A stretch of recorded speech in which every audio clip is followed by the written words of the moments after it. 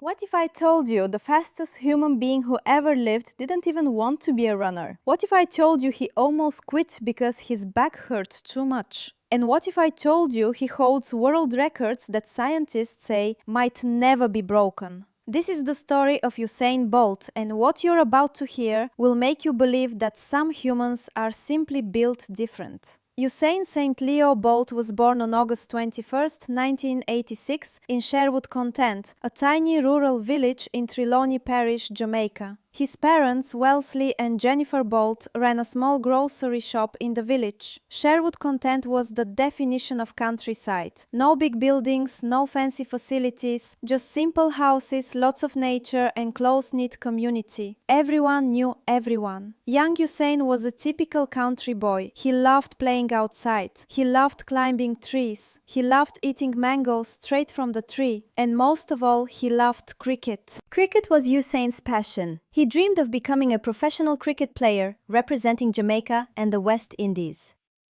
Running? He didn't care about running. But everyone in the village noticed something about young Usain. He was fast. Really fast. When kids played games, Usain would always win the races without even trying hard. His father Wellesley noticed. He said, "Usain, you should try track and field. You're very fast." But Usain would say, "No, Daddy, I want to play cricket." At Waldensia Primary School, Usain's teachers also noticed his speed. They encouraged him to compete in track meets. Eventually, Usain agreed, mostly just to get a break from regular classes. At his first school track meet, Usain won easily. He barely trained, he just showed up and ran. Natural talent. When Usain was 12 years old, he moved to William Knibb Memorial High School, a larger school with a proper track program. The coach, Pablo McNeil, was a former Olympic sprinter himself. He saw Usain and immediately knew this boy was special. Coach McNeil tried to get Usain to take training seriously, but teenage Usain was lazy. He loved to joke around. He loved to eat. He loved to play pranks. He didn't love hard training. Coach McNeil would say, "Usain, if you just train properly, you could be great." Usain would laugh and say, "Coach, I'm already fast. Why do I need to train so hard?" But Coach McNeil was patient. He kept pushing Usain, and slowly, Usain started to improve. In 2002, when Usain was 15 years old, he competed at the World Junior Championships in Kingston, Jamaica. Running in front of his home crowd, Usain won the 200-meter race. At 15, Usain Bolt was the youngest world junior champion in history. Jamaica went crazy. This tall, skinny, playful boy from the countryside had just beaten the world's best junior athletes. Suddenly, people had expectations. They said this boy could be Jamaica's next great sprinter. But then, disaster struck. Usain's back started hurting. The pain was severe. Doctors diagnosed him with scoliosis, a curvature of the spine. They said his spine was curved in a way that would make running difficult and painful.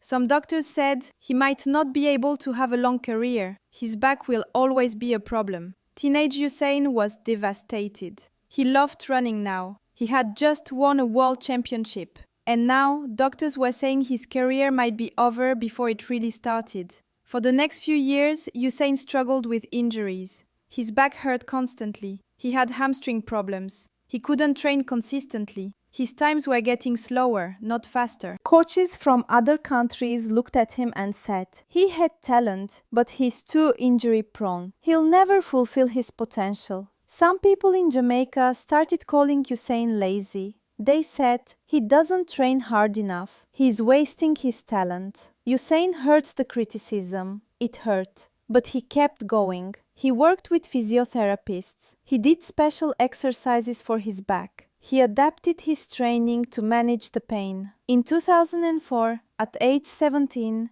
Usain competed at the Athens Olympics. He was injured and got eliminated in the first round. It was embarrassing. He was supposed to be Jamaica's next star, and he couldn't even make it past the first round. Usain went home depressed. He thought about quitting. But his coach, now Glenn Mills, told him, "Usain, you have something special. Don't give up. We just need to train smarter, not harder." Coach Mills changed Usain's training. Instead of running long distances, which hurt his back, They focused on explosive speed work. Instead of overtraining, they trained smart. Slowly, Usain's body adapted. His back still hurt sometimes, but he learned to manage it, and his time started improving dramatically. In 2007, Usain broke the Jamaican national 200-meter record. Then, in 2008, he broke the 100-meter national record.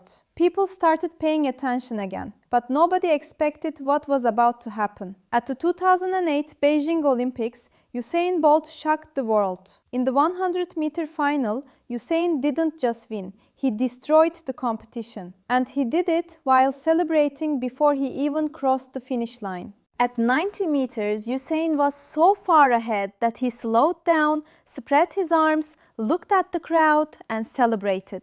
Then he crossed the line and broke the world record anyway, 9.69 seconds. Commentators went crazy. They said, "Did he just break the world record while not even running full speed? What would his time have been if he ran through the finish line?" Scientists calculated that if Usain had run full speed through the finish line, he could have run 9.55 seconds or faster. 3 days later, Usain ran the 200 meters. Again, he broke the world record, 19.30 seconds. Impossible speed. Then he ran the 4x100 meter relay with the Jamaican team. Again, world record.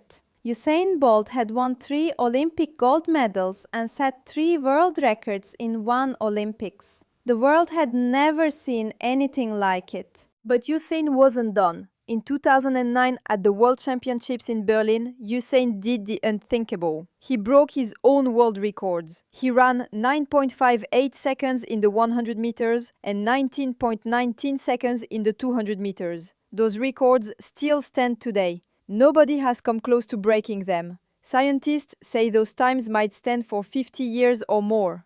At the 2012 London Olympics, Usain won 3 gold medals again. At the 2016 Rio Olympics, he won 3 gold medals again. Triple, triple. 9 Olympic gold medals. No sprinter in history had ever done that. Usain Bolt became a global icon. His lightning bolt celebration became the most recognizable pose in sports. Kids everywhere copied it. Athletes from other sports copied it. Even politicians and celebrities copied it. Usain appeared in commercials. He became friends with world leaders. He met with presidents and kings.